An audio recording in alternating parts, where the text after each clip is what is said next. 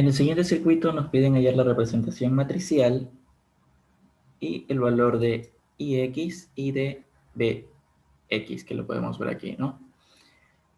Entonces, bien, como nos piden una representación matricial, básicamente estamos hablando de la utilización del método de mallas.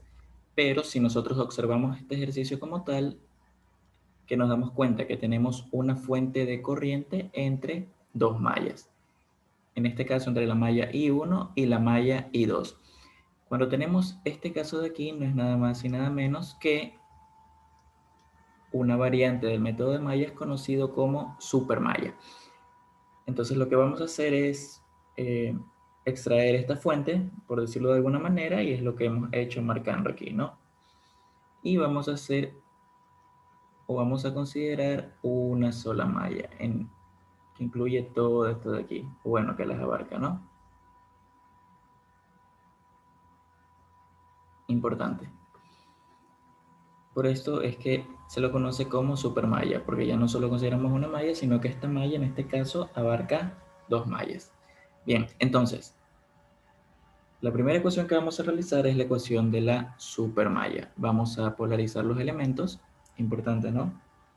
Voy a colocar aquí más menos, acá más menos, acá más menos, menos y más menos, ¿no?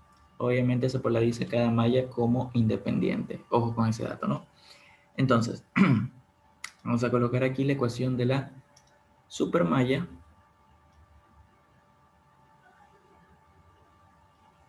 Y vamos a llamarla supermalla 1,2, ¿no? O I1,2.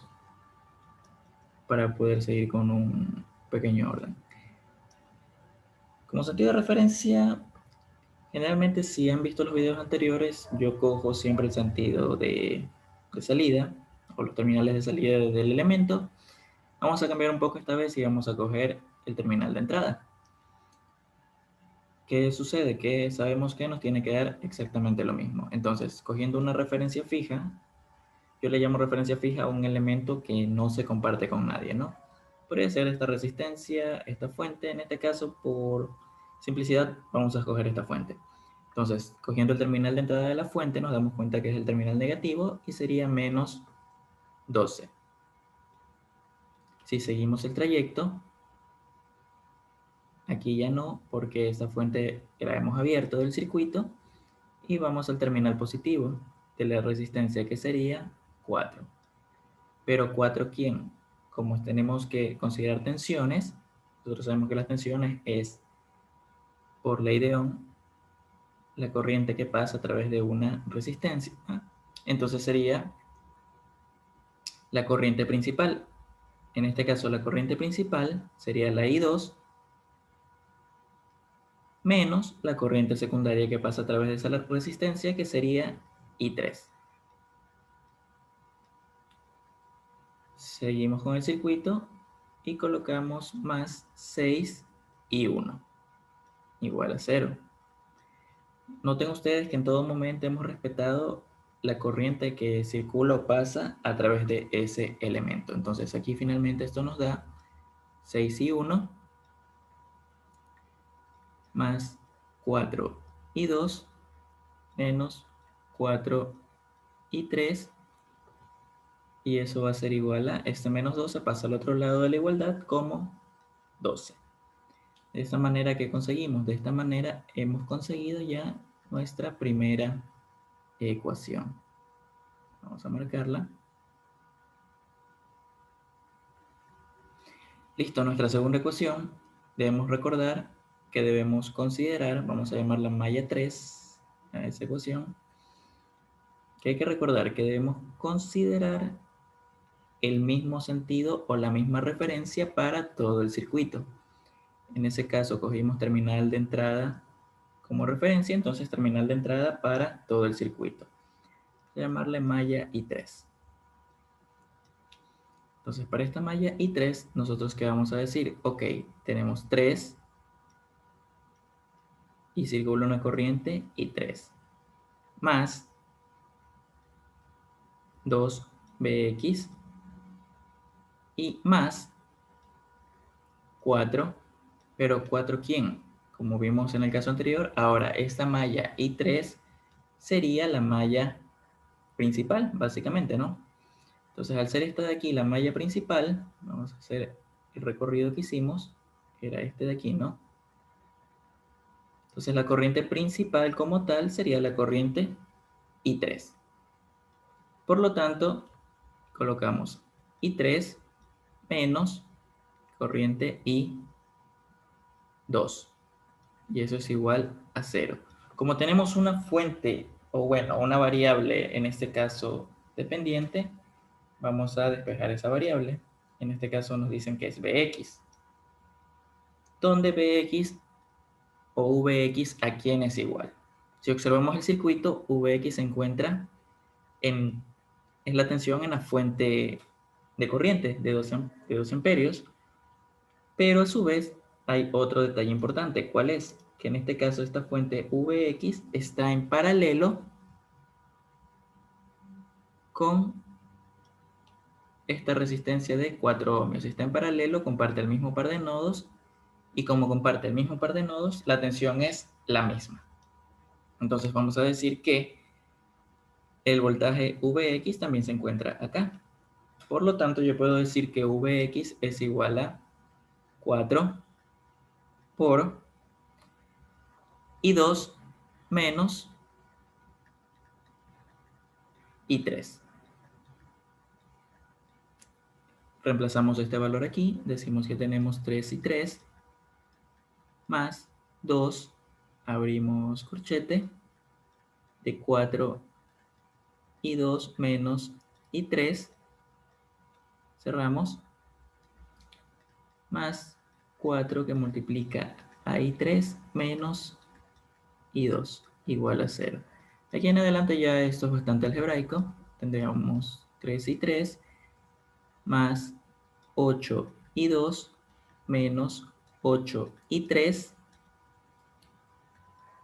más 4 y 3 menos 4 y 2 igual a 0. Si simplificamos, nos quedaría términos con i2, 4 y 2,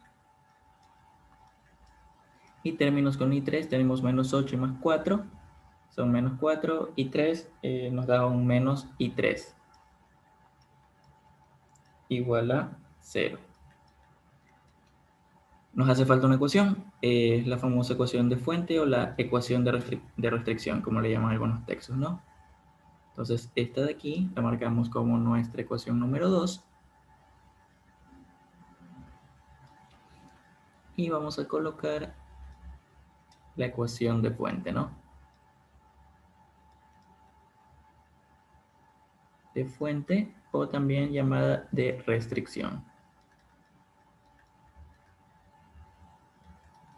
Entonces, bien, esa ecuación no es nada más que observar el sentido de las corrientes y el sentido que tiene la fuente. Para este caso, ¿qué decimos nosotros?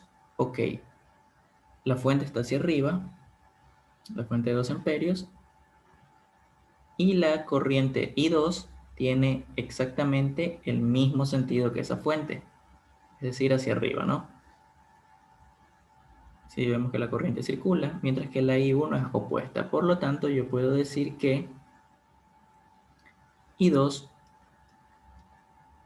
menos I1 es igual a 12.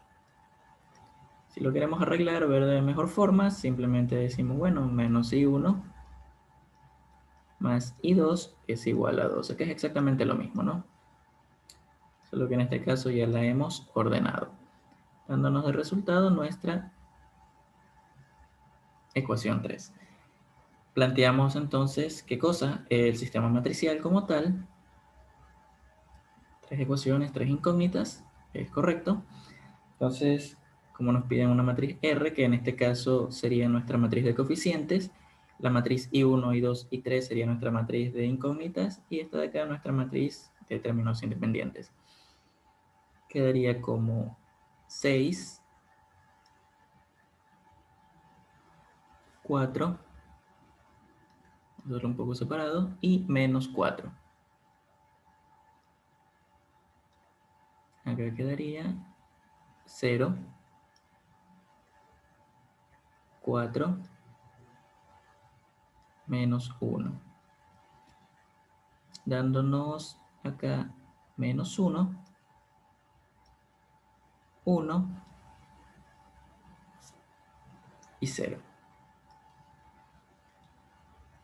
Podemos cerrar esto de aquí para darle el carácter matricial. Y esto se multiplicaba por nuestras matrices de matriz de incógnitas, ¿no? Que en este caso es I1, I2 e I3. Eso se mantiene invariable, no va a cambiar en lo absoluto. I2 e I3.